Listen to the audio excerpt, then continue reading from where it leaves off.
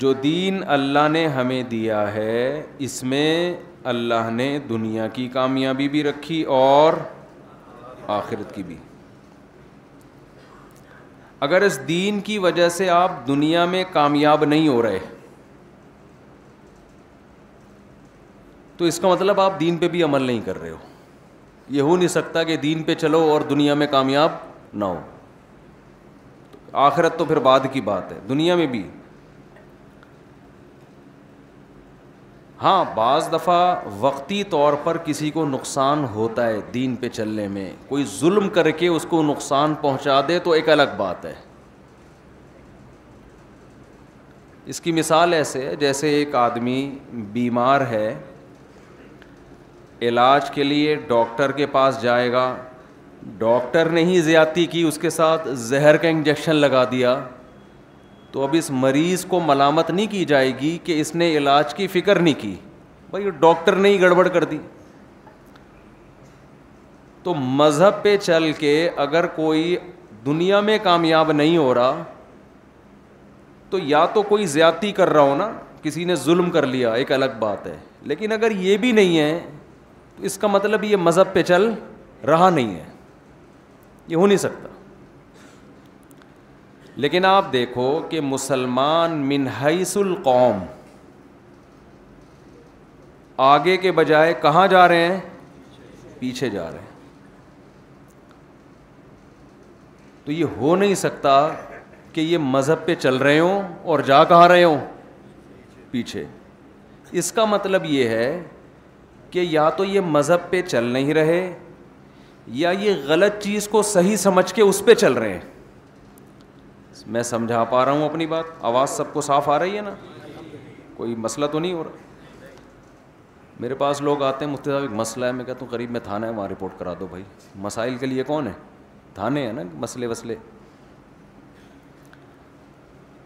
تو ہمارے ہاں دیندار لوگوں میں بہت سے مسائل میں کانسیپٹ ہی کلیئر نہیں ہے, جن کی وجہ سے ایک علامت بن چکی ہے. ماں باپ کا جو بچہ سب سے نیک ہوگا سب سے پیچھے وہی ہوگا. کہتے ہیں کسی ایک ہی انڈا وہ بھی گندا, یہ الفاظ استعمال, یہ کسی کام کا نہیں ہے کیونکہ یہ نیک بہت ہے. کیونکہ یہ کیا ہے؟ نیک بہت. وہ جو چرسی مرسی ہے نا وہ تھوڑا بہت کچھ کر لیتا ہے جا کے. میں اکثر اس میں ایک چٹکلا سناتا ہوں کہ ایک صاحب اپنے بچوں کا تعارف کروا رہے تھے. کہنے لگے کہ جی یہ ڈاکٹر ہے, یہ انجینئر ہے, یہ سائنٹسٹ ہے, یہ بلڈر ہے, یہ چور ہے. تو انہوں نے کہا اس کو رکھا ہوا کیوں ہے گھر میں؟ کہتے کماتا صرف یہی ہے. کماتا صرف یہی. یہ تو خیر ایک چٹکلا ہے. تو اگر آپ دین پر چلنے کی وجہ سے دنیا میں پیچھے ہو رہے ہیں اس کا مطلب آپ دین کو فالو نہیں کر رہے. تو میں مثال سے بات سمجھاتا ہوں کہ میں کہنا کیا چاہ رہا ہوں کہ ہمارے ہاں دیندار لوگ اجتماعی سطح پہ بھی انفرادی سطح پہ بھی دنیا میں پیچھے ہیں, کامیاب نہیں ہوتے وہ. جس کی ایک مثال مائک ہے, معذرت کے ساتھ, جس کی ایک مثال کیا ہے؟ یہ مائک ہے جس میں آپ سے خطاب کر رہا ہوں. اب دیکھو کتنے کروڑوں روپے لگے ہیں نا دیواروں پہ, کیا خیال ہے؟ پنکھے کتنے قیمتی لگے ہوئے ہیں, اور ماشاءاللہ مسجد میں ایک اس کا 20واں حصہ مائک پہ لگ جاتا, جو پہلی ضرورت ہے, کیونکہ بیانات ہوتے ہیں مستقل, اذان ہوتی ہے, تلاوت ہوتی ہے. لوگوں کو زیادہ ضرورت ٹائل کی نہیں ہوتی, تلاوت میں مزہ آ رہا ہے, چھپڑ کی مسجد ہوگی نا لوگ سن لیں گے. یہ ٹائلیں تو گھر بھی دیکھ کر آتے ہیں معذرت کے ساتھ, یہ سب مسجدوں میں ہی ہے, ہر جگہ ہی ہے. پلاننگ نہیں ہے ہماری کسی بھی چیز میں, سوچتے نہیں ہیں, بغیر سوچے سمجھے زندگی گزرتی جا رہی ہے سب کی. صرف یہاں ہر جگہ کا یہ, میرا بھی یہی حال ہوگا شاید. میں ایک مثال دینا چاہ رہا تھا کہ ایک تاجر ملے جن کا کروڑوں کا بزنس ہے. بہت کم لوگ ہوتے ہیں جن کا کروڑوں کا بزنس ہوتا ہے. میری ملاقات ہوئی, میں نے کہا آپ اس بزنس کو اربوں کا کر سکتے ہو؟ کر سکتا ہوں. میں نے کہا کیوں نہیں کرتے پھر؟ انہوں نے کہا میرے لیے یہ بھی بہت ہے. میرے گھر والوں کو اگر مہینے میں میری 1 کروڑ ارننگ ہو تو میرے گھر کے لیے, میرے خاندان کے لیے یہ بہت ہے. مجھے اس سے زیادہ کمانے کی ضرورت, بولو بھائی, نہیں ہے. مجھے کیا ضرورت کہ میں اربوں کا بنا دوں اس کو؟ وجہ کیا ہے ان کے ذہن میں نے کہا دیکھیں ضرورت آپ کو کروڑوں کی بھی نہیں ہے. یہ جو آپ کروڑ روپے کما رہے ہو, کسی رکشے والے سے پوچھو, اس کو کروڑ روپے دو گے وہ تو خوشی سے مر جائے گا. ضرورت آپ کو اس کی بھی نہیں ہے, یہ بھی غلط کر رہے ہو جو آپ کما رہے ہو. 1 کروڑ کما کے بھی کیا کر رہے ہو؟ ایک آدمی کی لاٹری نکلی نا, 10 کروڑ روپے کی, غریب آدمی تھا, تو ماہر نفسیات سے رابطہ کیا کمپنی نے کہ بھائی اس کو اگر ہم نے اچانک بتا دیا کہ تمہارے 10 کروڑ نکلیں تو مرنا جائے گا خوشی سے, تو ماہر نفسیات کو بھیجا جائے جو اس کو آرام سے بتائیں کہ ایک دم خوشی سے ہارٹ اٹیک نہ ہو جائے اس کو. تو ماہر نفسیات گیا اس کو سمجھانے کے لیے, بولا اگر تمہارے 1 لاکھ روپے لاٹری میں نکلے تو تم کیا کرو گے؟ اس نے خوش ہو جائیں گے بھائی, یہ کریں گے, یہ کریں گے, یہ کریں گے. 1 لاکھ سے 2 لاکھ, 2 لاکھ اگر نکل جائیں, 10 لاکھ اگر نکل جائیں, ہوتے ہوتے ہوتے آ گیا 1 کروڑ پہ نا, کہ اچھا اگر 1 کروڑ نکل جائیں. اس نے کہا آدھے تجھے دے دوں گا. یہ مر گیا. یہ خوشی سے مر گیا. تو کسی رکشے والے کو بول دو کہ بھائی تیری 1 کروڑ روپے تجھے میں دے دیا کروں گا ہر مہینے, تو خوشی سے مر جائے گا. تو میں نے ان تاجر سے کہا کہ جو 1 کروڑ روپے کما رہے تھے کہ ضرورت آپ کی 1 کروڑ بھی, میرا خیال ہے کہ 1 کروڑ کما رہے ہیں, مجھے بتاتا کون ہے آج کل, مجھے کیا پتا, اندازہ تھا کہ 1 کروڑ تو ہوگی ان کی. تو بھائی ضرورت تو اس کی بھی نہیں ہے. ضرورت تو 2 ٹائم کی روٹی, رات کو سر چھپانے کی جگہ میں, جس میں 4 کمرے ہوں کم از کم. وہ آپ سمجھتے ہیں کیوں ہوں, ٹھیک ہے نا, کم سے کم اس میں کتنے کمرے ہوں؟ 4 کمرے. تو ضرورت تو اس سے بھی پوری ہو جاتی ہے. وہ ایک آدمی نے کہا نا مجھے کیا چاہیے, ایک ایسی بیوی جو میرے پاؤں دبائے, ایک ایسی بیوی جو کھانا پکائے, ایک ایسی بیوی جو اخلاق سے بات کرے, ایک ایسی بیوی جو اچھے خاندان کی ہو, اور یہ چاروں مل کے میری خدمت کریں. تو وہ الگ الگ کی صفات بیان کر رہا تھا. تو میں نے ان سے کہا کہ دیکھو ضرورت تو اس بات کی, ضرورت تو 1 کروڑ کی بھی نہیں. اگر یہ پیسہ کمانا دنیا کی محبت ہے تو یہ 1 کروڑ بھی بہت ہے, اور اگر یہ دنیا کی محبت نہیں ہے تو بھئی 1 کروڑ بھی کم ہے. پھر جتنا کما سکتے ہو کماؤ. کہنے لگے مجھے ضرورت کیا ہے؟ میں نے کہا ضرورت اس کی بھی نہیں ہے, اور اگر قوم کی ضرورت دیکھتے ہو تو پھر 1 ارب کمانے والے کے لیے 1 کروڑ پہ گزارا کرنا یہ غلط ہے. کیونکہ مسلمان جتنا معاشی لحاظ سے مضبوط ہوگا, اسلام اتنا ہی مضبوط ہوگا. صحابہ کرام میں جہاد میں جو چندہ دینے والے صحابہ تھے اکثریت, وہ کروڑ پتی نہیں ارب پتی تھے. ان کی تجارتیں بہت پھیلی ہوئی تھیں. نبی نے کبھی زندگی میں ان کو 1 دفعہ بھی نہیں کہا کہ اپنی تجارت کا حجم کم کرو. حضرت عثمان رضی اللہ تعالیٰ عنہ, حضرت ابو بکر, حضرت مغیرہ ابن شعبہ, رسول اللہ صلی اللہ علیہ وسلم نے فرمایا المؤمن القوی خیر من المؤمن الضعیف. طاقتور مومن اللہ, ایک حدیث میں احب الی اللہ, اللہ کو زیادہ محبوب ہے کمزور مومن سے. علماء کہتے ہیں اس سے صرف جسمانی طاقت مراد نہیں ہے, کسی بھی فیلڈ میں آپ پاورفل ہوں گے تو کمزور آدمی سے اسلام آپ کو زیادہ پسند کرے گا.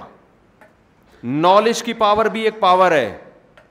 آپ کے پاس نالج زیادہ ہے, ایک آدمی کے پاس نالج کم ہے, تو نالج والا آدمی اللہ کو زیادہ محبوب ہے کم نالج والے آدمی سے. سمجھ میں آ رہی ہے بات کہ نہیں آ رہی ہے؟ ایک آدمی کے پاس کوئی ایبلٹی ہے, کوئی قابلیت ہے, وہ کچھ کر سکتا ہے, سیاست میں آگے ہے, وہ ایک مثال دے رہا ہوں, اس کے پاس کوئی عہدہ ہے, اور ایک وہ آدمی ہے جس کے پاس عہدہ نہیں ہے.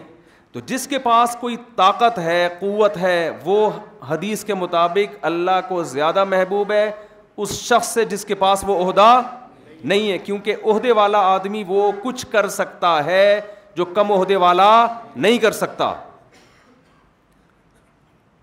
آپ دیکھو نا, موسیٰ علیہ السلام کو فرعون کے پاس بھیجا گیا ہے ڈائریکٹ. کیوں؟ فرعون کے پاس پاور ہے.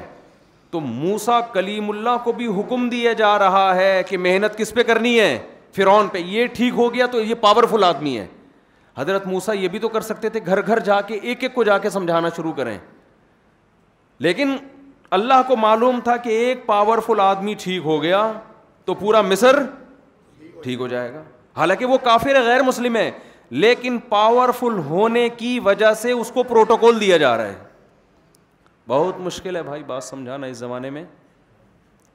اس سے بھی زیادہ کچھ کام مشکل ہیں, وہ کسی اور وقت بتاؤں گا انشاءاللہ. تو یہ ہے عہدے کی طاقت. ایک صاحب مجھے کہنے لگے نیوی میں, میں نے کہا یار امتحان پاس کرو کمیشن آفیسر بن جاؤ. کہنے نہیں بھائی, آفیسرز جو ان میں تکبر بہت ہوتا ہے, میں فوجی بن کے زندگی گزاروں گا تو مجھ میں تواضع. میں نے کہا ٹھیک ہے بھائی, اچھی بات ہے, آپ فوجی بھی اچھی بات ہے, مجاہد ہے اللہ کی راہ میں لڑنے والا, لیکن اگر اللہ نے آپ کو صلاحیت دی ہے اوپر جانے کی تو آپ جیسے آدمی کے لیے نیچے رہنا یہ اللہ کی نظر میں پسندیدہ نہیں. مالی لحاظ سے پاورفل ہونا اور جسمانی لحاظ سے طاقتور ہونا. ایک آدمی جسمانی لحاظ سے صحت مند ہے, ایک کیا ہے, کمزور ہے. تو حدیث, صحیح حدیث کے مطابق جو پاورفل ہے, طاقتور ہے, وہ اللہ کو زیادہ محبوب ہے, اور جو طاقتور نہیں ہے وہ اللہ کو اس کی نسبت کم محبوب ہے. ممکن ہے بہت سے لوگ یہ سوچیں کہ یار ہم غریب ہیں, ہمارا پھر کیا ہم تو اللہ کے گویا محبوب ہی نہیں ہیں. دیکھو جو بھی کمزوریوں کی جتنی قسمیں ہیں نا, چاہے نالج کے لحاظ سے کمزوری ہو, عہدے کے لحاظ سے کمزوری ہو, صحت کے لحاظ سے کمزوری ہو, تو دیر آر 2 types آف کمزوریز. ویکنیس کی کتنی قسمیں ہیں؟ 2 قسمیں. ایک کمزوری جو اللہ کی طرف سے ہو اور ایک آپ کی طرف سے ہو. وہ جو تاجر 1 ارب روپے کما سکتا ہے مگر کما کتنا رہا ہے؟ 1 کروڑ, تو وہ 1 ارب والے کی نسبت کمزور ہے. اللہ کی طرف سے یا اپنی طرف سے ہے؟ وہ اپنی طرف سے ہے نا. سمجھ میں آ رہی ہے بات کہ نہیں آ رہی؟ ایک آدمی کمزور ہے اللہ کے. ایوب علیہ السلام کی ساری زندگی کمزوری میں, بیماریوں میں گزری, بیماریوں میں گزری نا ایوب علیہ السلام کی ساری زندگی. یہی ان کا کمال تھا کہ انہوں نے صبر کیا. تو وہ اللہ کی نظر میں صحت مندوں سے زیادہ محبوب تھے. وجہ اس کی یہ تھی, جو بیمار ہے وہ کمزور بھی ہوتا ہے نا, وہ تو کچھ نہیں کر سکتا, وہ تو بیچارہ بستر پہ پڑا رہتا ہے. وجہ اس کی یہ تھی کہ یہ ایوب علیہ السلام کی جو کمزوری اور بیماری, یہ ایوب علیہ السلام کی اپنی طرف سے نہیں تھی, یہ کس کی طرف سے تھی؟ اللہ کی طرف سے. غربت اللہ کی طرف سے ہو یہ آزمائش ہے, اس میں اللہ آپ سے ناراض نہیں ہوگا. کمزوری اللہ کی طرف سے ہو یہ اللہ کی طرف سے. آپ آرمی میں کمیشن آفیسر بھرتی ہونے کے لیے گئے, آپ نے پوری کوشش کر لی, ISS بھی کلیئر ہی نہیں کر پاتے, آپ ایک فوجی بھرتی ہو گئے, یہ آپ کی طرف سے نہیں ہے, کس کی طرف سے ہے؟ اللہ کی طرف سے. ہمارا المیہ یہ ہے کہ جو کمزوریاں, تنزل اور ناکامیاں ہماری اپنی ایجاد کرنا ہے, وہ بھی ہم کس کے کھاتے میں ڈال رہے ہیں؟ اللہ کے کھاتے میں ڈال رہے ہیں, اور فخر بھی کر رہے ہیں اس پہ. ایک بڑے عالم کی میں نے ایک بات سنی جو بڑی زبردست بات ہے, کہ آج مسلمان ناکام ہوتا ہے, ایک عیب تو یہ ہے, یہ بڑا عیب ہے کہ ناکام ہے, بہت سارے شعبوں میں ناکام ہے, بلکہ اگر یہ دیکھا جائے تو سارے ہی شعبوں میں ناکام ہے. حقیقت ہے یہ, کوئی ایک شعبہ نہیں ہے جس میں مسلمان من حیث القوم کامیاب ہے. کہا کہ یہ بھی عیب ہے کہ ناکام ہے, لیکن کمال یہ ہے, یعنی اس سے عیب میں کمال یہ ہے کہ اس ناکامی کو کیا سمجھ رہا ہے؟ کامیابی. جس کی میں نے مثال دی کہ یہ حضرت بہت پہنچے ہوئے بزرگ ہیں, کیونکہ کسی کام کے ہے. بھائی یہ بچہ میرا بہت نیک ہے, کسی کام کا, یہ محلے میں یہ لڑکا کیا ہے؟ بہت کسی کام کا نہیں ہے. شریف ہونا اس کی علامت ہے کسی کام کا نہ ہو. یعنی ایک بعض لوگوں کی نظر میں یہ شرافت اس کو کہتے ہیں, حالانکہ شرافت کہتے ہیں کہ شر اور آفت نہ ہو, شر اور آفت سے پاک ہو تو شرافت بنتی ہے. شر اور آفت کو ملاؤ تو شرافت بنتی ہے نا. تو خوب سمجھ لیں کہ یہ اسلام کا غلط تصور ہے.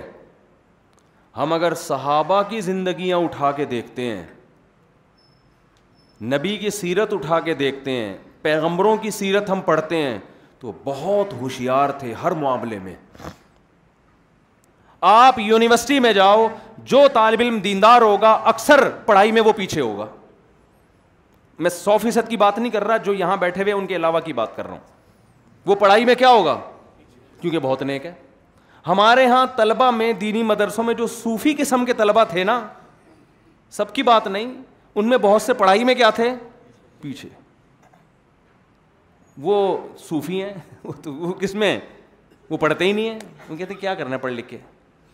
تو مسئلہ یہ ہے کہ بھائی آپ کو اگر مذہب پہ چلنا ہے تو یہ دیکھو کہ میرے اختیار میں کامیابی کے لیے کیا ہے اور میرے اختیارات کہاں ختم ہوتے ہیں. جو اللہ کا کام ہے اس میں آپ نے ہاتھ نہیں ڈالنا, اور جو آپ کی ذمہ داری ہے وہ آپ نے پوری کرنی ہے. یہ ہمارے مذہب کا حصہ ہے یہ. اور یہ خوب سمجھ لو کہ جو آدمی سست ہوتا ہے, کاہل ہوتا ہے, وہ نہ دین کا ہے اور نہ دنیا کا ہے. پڑے ہوئے ہیں گھروں کے اندر, نہ سونے کا ٹائم, نہ اٹھنے کا ٹائم, نہ کھانے کا پتہ. کھانا سامنے آ گیا تو ایسے لگتا ہے دسترخوان بھی کھا جائے گا.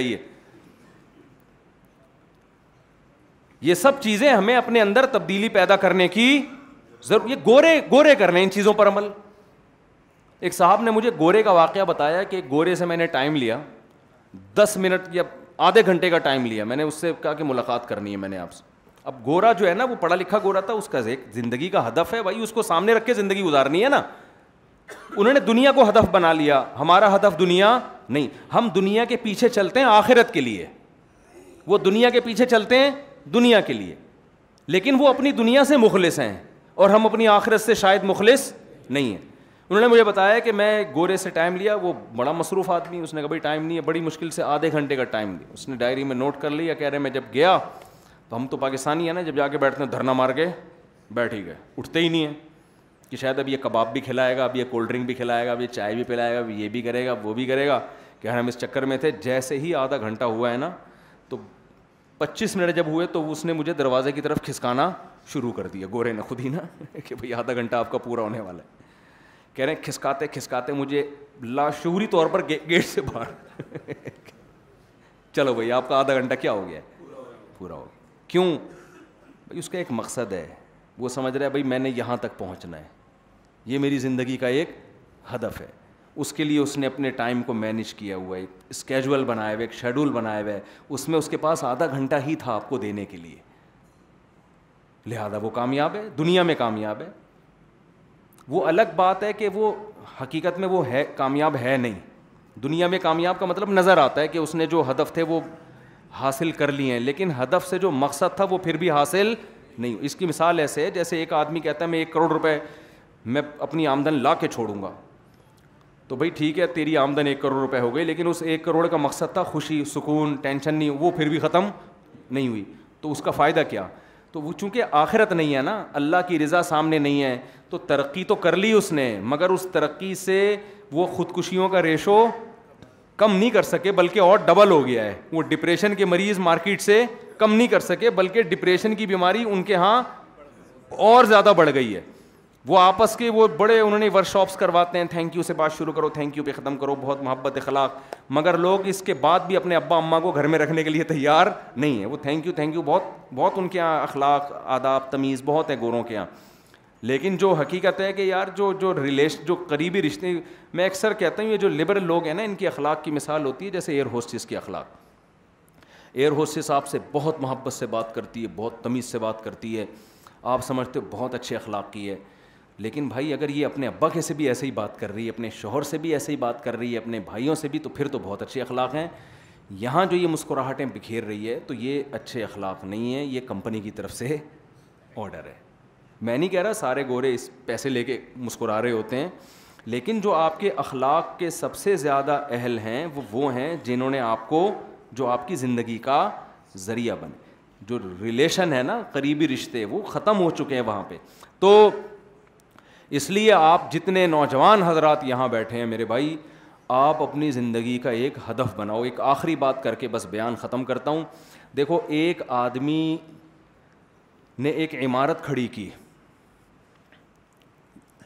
فرض کرو اس کے پاس پیسہ آیا, وہ اپنی بیگم کے لیے گھر بنا رہا ہے. ایسی مثال تو ہے نا جو خواتین کو بھی پسند آئے.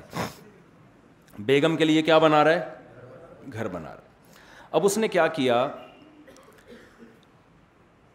4 دیواری کھڑی کی, کمرہ بنا دیا, کچن بنا دیا, واش روم بنا دیا, یہ سب کچھ نا پورا بنیادیں کھڑی کر دیں اس نے.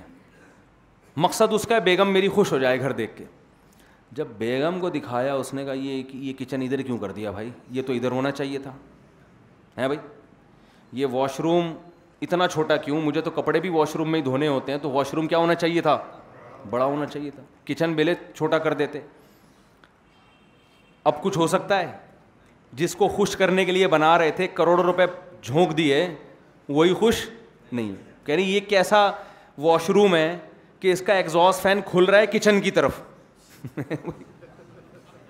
اتنی سینس تو, اتنی عقل تو استعمال کر لیتے. تو وہ آپ نے جواب میں یہ دیا, آپ بہت عقل مند تھے. آپ نے کہا بیگم میں نے سوچا عمارت پہلے ہی کھڑی کر لیتا ہوں, نقشہ بعد میں بنا لوں گا, پلاننگ بعد میں کر لوں گا کہ یہ کس طرح کی بلڈنگ ہونی چاہیے, یہ پلاننگ بعد میں, پہلے گھر تو بننے دو. تو یہ پرلے درجے کی حماقت ہوگی کہ نہیں ہوگی؟ کیا خیال ہے بھائی؟ تو زندگی کی اصولوں پہ گزارنی ہے, کیسے گزارنی ہے, کیا کرنا ہے. یہ زندگی گزرنے کے بعد پلاننگ نہیں ہوگی, زندگی گزرنے سے پہلے. یہ ابھی ٹائم ہے, بلکہ اصل میں تو اس کا ٹائم وقت ہے جب بالغ ہوئے تھے آپ. لیکن چلو دیر آئے درست آئے. اب بھی اگر نہیں سوچتے تو گزرتے گزرتے پھر بعد میں ابے میں یہ کر لیتا, ابے میں یوں کر لیتا. اب تھوڑی ہو سکتا ہے کچھ. ایک صاحب گئے کسی بڑے, ایک انگریز ہے بہت, یعنی وہ ٹریننگ دیتا ہے نا لوگوں کو فزیکل فٹنس کی. وہ 50 سال میں اس کے پاس گئے, انہوں نے کہا میں پرہیز کر کے آپ جیسا بننا چاہتا ہوں. اس نے کہا ٹائم, یہ 20 سال میں آپ کو آنا چاہیے تھا میرے پاس. اب یہ ہو سکتا ہے کہ مزید بگڑنے سے آپ بچ جائیں گے, لیکن اب جو باڈی آپ کی جو اسٹرکچر بننا تھا وہ کیا ہو گیا ہے, وہ بن چکا ہے. اب اس میں ڈینٹنگ پینٹنگ کا کام زیادہ نہیں ہو سکتا, تھوڑی سی ریپیئرنگ ہو سکتی ہے, تھوڑی سی ریپیئرنگ ہو سکتی ہے, زیادہ چینجنگ نہیں ہو سکتی. تو یہ تو صحت کی بات ہے. لیکن زندگی کی عمارت تو بہت, ایک بڑے عالم کا ملفوظ ہے, مولانا ابو الحسن علی ندوی رحمۃ اللہ علیہ کا نام سنا ہے. بہت بڑے بزرگ تھے, بہت بڑے عالم تھے, بہت دور اندیش تھے. کہتے ہیں مسلمان میں سب سے بڑا فالٹ یہ ہے کہ وہ یہ سمجھتا ہے کہ میں کچھ نہیں کر سکتا, سب کچھ غیر مسلم کر سکتے ہیں. یہ بہت بڑا فالٹ ہے. حالانکہ وہ بہت کچھ کر سکتا ہے اپنی زندگی میں اگر وہ ایک پلاننگ کے تحت زندگی گزارے. دیکھو گورے کے پاس وہ وسائل اور موٹیویشن کی وہ چیزیں نہیں ہیں جو ہمارے پاس ہیں. سمجھ رہے ہیں بات کو؟ ہمارے پاس پیغمبروں کی تعلیمات ہیں, ہمارے پاس قرآن و سنت ہیں. دیکھو ایک مثال دیتا ہوں, گوروں کے ہاں گرینری زیادہ ہے نا, ہمارے ہاں گرینری کم ہے. حالانکہ گوروں کے پاس درخت لگانے کی فضیلت پر کوئی حدیث نہیں ہے. وہ سمجھتے ہیں درخت لگانے کا سے دنیا میں فائدہ ہے. ہمارے پیغمبر نے بتایا درخت لگانے کا اصل فائدہ تو آخرت میں ہوگا. فرمایا جس نے درخت لگایا اور مر گیا, صحیح بخاری مسلم کی حدیث ہے, جب تک چرند پرند بھی اس درخت سے کھاتے رہیں گے قبر میں اس کو ثواب ملتا رہے گا. اتنی بڑی موٹیویشن کی چیز ہمارے پاس کہ یار اپنی زندگی میں بھی پھل کی امیدیں لگانے کی ضرورت نہیں ہے, مرنے سے پہلے بھی ایک دن درخت لگا کے چلے جاؤ, قبر بہترین صدقہ جاریہ ہو گیا. لیکن درخت آپ کو ہمارے ہاں جتنے ہیں یہ قدرت کی طرف سے ہیں, ہم نے پوری کوشش کی ہے ان کو بھی ختم کر دیں. گوروں کے ہاں قدرت کی طرف سے اتنے نہیں ہیں, لوگوں نے زیادہ لگائے ہوئے ہیں. میں آسٹریلیا گیا, وہاں درخت کاٹنے پر پابندی ہے, ہر گھر میں درخت لگا ہوا ہے.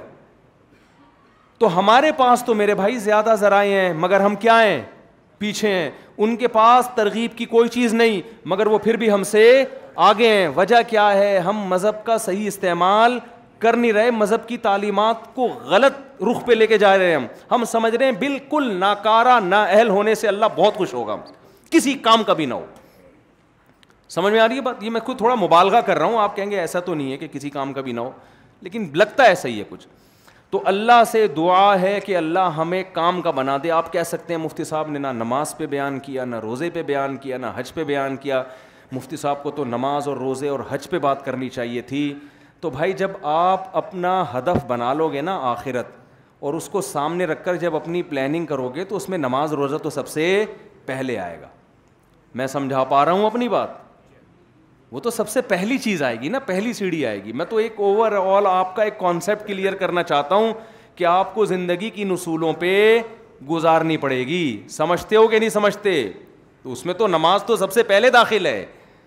تو کیونکہ ہم اللہ کے لیے آخرت کے لیے کریں گے, دنیا کے لیے نہیں کرنا ہم نے کچھ بھی. انما نطعمکم لوجہ اللہ لا نرید منکم جزاء ولا شکورا. قرآن کہتا ہے, میں بس ایک حدیث سنا کے بات ختم کرتا ہوں تاکہ میرا یہ موضوع بالکل کمپلیٹ ہو جائے. دیکھو نبی, وہ واقعی ایک ہی حدیث ہے, اس کے بعد مزید بیان نہیں میں کھینچوں گا. نبی صلی اللہ علیہ وسلم نے ایک صحابی کو دیکھا, آپ درخت لگا رہے ہیں, توجہ ہے نا آپ لوگوں کی. ایک صحابی کو آپ نے کیا دیکھا؟ درخت لگا رہے ہیں. آپ صلی اللہ علیہ وسلم نے ان سے فرمایا, حدیث کا مفہوم بیان کر رہا ہوں, کہ کیا تمہیں امید ہے کہ جب اس وقت تک تم زندہ بھی رہو گے جب تک یہ پھل دے گا؟ یعنی مطلب یہ تھا کہ موت کا بالکل پتہ نہیں ہے اور پلاننگ ہو رہی ہے کئی سال کی. اس حدیث سے کیا پتہ چل رہا ہے؟ آپ صلی اللہ علیہ وسلم درخت لگانے کی حوصلہ شکنی کر رہے ہیں. سمجھ میں آ رہی ہے بات؟ لیکن بخاری مسلم کی جو حدیث میں نے پڑھی, جس نے درخت لگایا مر گیا تو قبر میں بھی اس کو ثواب ملتا. یہاں تک کہ جو پرندے فائدہ اٹھائیں گے نا, انسان تو دور کی بات, اس کا ثواب بھی قبر میں ملے گا. سمجھتے ہو؟ ایک ہی عمل ہے متضاد, ادھر حوصلہ شکنی ہو رہی ہے, ادھر ترغیب ہو رہی ہے. تو اصل میں بیس پہلے غلط تھی, اب اس درخت کی بیس کیا ہے؟ صحیح. یہ چیز گورے کے پاس, گورا جب درخت لگائے گا تو اس امید پہ نہیں کہ مر گیا تو قبر میں ثواب ملے گا. یہی وجہ ہے کہ جب وہ کسی بھی خیر کا درخت لگاتا ہے اس کو حاصل کرنے کے لیے, اگر وہ اس تک وقت نہ پہنچ پائے تو پھر خودکشی کی طرف جاتا ہے وہ, کیونکہ وہ سمجھتا ہے دنیا میں جس کام کو میں نے مقصد بنایا میں اس وقت اس تک نہیں پہنچ پا رہا, کیونکہ اس میں اللہ کی طرف سے رکاوٹیں بہت ہوتی ہیں. بہت دفعہ آپ درخت لگاؤ, ہو سکتا ہے کوئی کیڑا کھا جائے اس کو. جاپان میں ایک صاحب نے, جاپان بہت رہ کر آئے, انہوں نے کہا جاپان میں کوئی خاتون کے بیٹے کا نمبر 1 نمبر کم آ جائے اور 1 نمبر کم سے وہ امتحان میں میڈیکل کالج میں ایڈمیشن سے رہ جائے تو وہ کیا کرے گی؟ میں نے کہا صبر کرے گی. انہوں نے کہا نہیں, زیادہ امکان اس بات کا ہے خودکشی کرے گی وہ. کیوں؟ اس نے بچے کو پالا تھا پیسہ کمانے کے لیے, قوم کا کامیاب فرد بنانے کے لیے. 1 نمبر کم ہو گیا, اس کی محنت ضائع ہو گئی. تو جو دنیا میں اس کا مقصد تھا وہ حاصل نہیں ہوا تو یا خودکشی نہیں کرے گی تو ڈپریشن میں تو جائے گی نا. کیا خیال ہے بھائی؟ لیکن میرے بھائی جو بچے کا درخت لگا رہا ہے ڈاکٹر بنانے کے لیے, یہ بھی تو ایک درخت ہے نا. درخت کی نبی نے مثال دی ہے, احادیث میں مثالوں سے اصول سمجھائے جاتے ہیں. درخت کی ایک مثال دی ہے, جیسے درخت خیر کا ذریعہ بنتا ہے, ایسے ہی آپ اپنے بچے کو اگر ڈاکٹر بنا رہے ہیں کہ اس کی خیر سے دنیا فائدہ اٹھائے گی, بن گیا ٹھیک ہے, نہیں بنا نیت پہ ثواب تو بھی ٹھیک ہے. جو آخرت کا ہدف تھا وہ تو حاصل ہو گیا نا. یوسف علیہ السلام کامیابی کے اسباب اختیار کر رہے ہیں, جو ہو رہے ہیں ٹھیک ہے, نہیں ہو رہے تو کس کی طرف سے ہو رہے ہیں بھائی؟ تو پریشانی تھوڑی ہو رہی ہے. تو اس لیے اپنی زندگی کا کوئی ہدف بنائیں, کوئی مقصد بنائیں, اور یہ سوچ کے زندگی گزاریں کہ ہم نے کچھ بڑا کام کر کے دنیا سے جان. کچھ نہیں ہوتا آخرت میں, آخر میں 4 شادیاں کر کے چلے جاؤ یار, قبر پہ لاتیں ہی پڑیں گی نا. کچھ تو کر کے گئے, لاتیں ہی پڑیں گی نا. اس کا پورا امکان ہے کہ قبر پہ بھی سسرالی آ کے لاتے مار رہے ہوں, ہمیں ٹینشن دے کے چلا گیا, ٹھیک ہے نا. کچھ تو موسٹ وانٹیڈ بنو, موسٹ وانٹیڈ, سمجھ رہے ہو؟ ٹھیک ہے. تو کوئی اچھا, یہ تو خیر میں ایک مثال دے رہا ہوں, کوئی اچھا کام کر کے دنیا سے جاؤ, اور اس کے لیے ظاہر ہے ایکٹیو ہونا پڑتا ہے. اللہ تعالیٰ سمجھنے کی, عمل کرنے کی توفیق عطا فرمائے.